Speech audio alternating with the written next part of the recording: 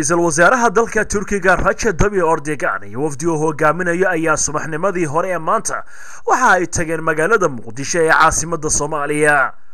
wafdiga ra'iisul wasaaraha oo ay ka mid ahaayeen xubno ka tirsan qoyskiisa iyo xubno ka tirsan golaha wasiirada ayaa ujeedada socdaalkoodu ahayd u kuurgelida xaaladda nololeed iyo bini'aadantinimo ka taagan waddanka Soomaaliya. safarka ra'iisul wasaaraha Turkiga Recep Tayyip Erdogan oo ku tagay magaalada Muqdisho ayaa ahaa safarkii ugu horeeyay ee mas'uul sare oo darajadaasi gaarsiisan oo ka tirsan dalka Turkiga oo ku tagay dalka Soomaaliya tan iyo sanadkii 1991 markaasi oo ay burburtay dawladii hore ee Soomaaliya. wafdiga ra'iisul wasaare Recep Tayyip Erdogan waxa ka mid ahaa ra'iisul wasaare ku-xigeenka Bakir Bazanga, wasiirka arrimaha dibadda Ahmed Defatugul, wasiirka qoyska iyo arrimaha bulshada Fatima Sahin, wasiirka caafimaadka Rajab Akdaka, wasiirka cunnada beeraha iyo xoolaha Mahdi Ikar, ku-xigeenka gudoomiyaha xisbiga talada Turkiga haya ee xisbiga la yiraahdo AK Omar Selkig, iyo agaasimaha guud ee arrimaha diinta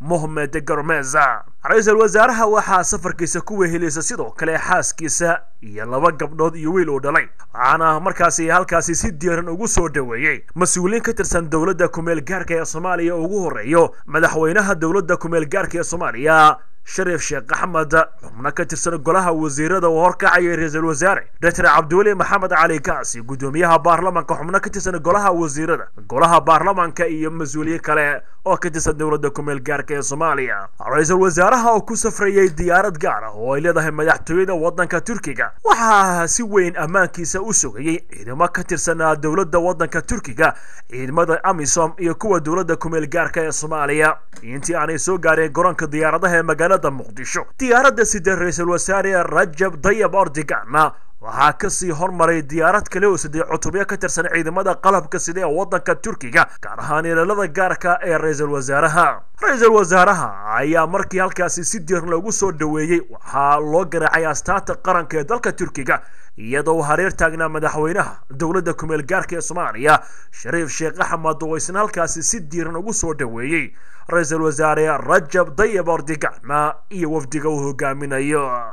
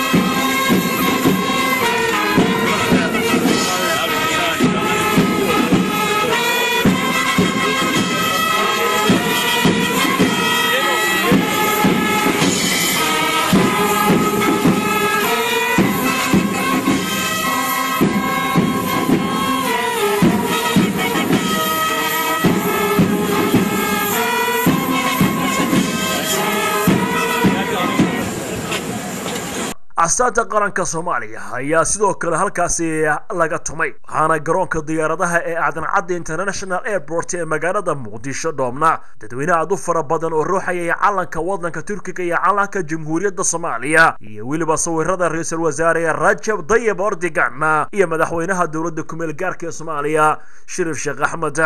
markii halkaasi ay ku soo dhamaatay hawlihii soo dhaweynta waxaa loo kicitimay xerada Raj ee ku taal degmada Wadajir, halkaasi oo ra'iisul wasaaraha iyo wafdigiisa uu sii galbiyay madaxweynaha dawladda ku-meel gaarka ee Soomaaliya Sharif Sheikh Ahmed. waxaana ra'iisul wasaaraha iyo xaaskiisa oo la hadlay hooyooyinka iyo carruurtii halkaasi ku sugnaa ay u qaybiyeen qalab kala duwan iyadoo dadkana u muujiyay naxariis bini'aadantinimo. waxa ay u qaybiyeen shokolaatooyin, buskud iyo waxyaabo kale, iyadoo ra'iisul wasaaraha sidoo kale ay la socdeen xubno ka tirsan ururka bisha cas dalka Turkiga kuwaasi oo Muqdisho geeyay daawooyin kala duwan. ra'iisul wasaaraha dalka Turkiga Recep Tayyip Erdogan waxa uu sheegay in uu aad uga muruganayo xaaladda ay ku sugan yihiin dadka Soomaaliyeed, waxaana uu sheegay masiibadani ay tahay masiibo loo baahan yahay in bulshada caalamka oo ay u gurmato Soomaalida. agaasimaha guud ee hay'adda bisha dalka Turkiga ayaa ra'iisul wasaaruhu sheegay in xerada cusub badbaado labo ama rajo ay ku jiraan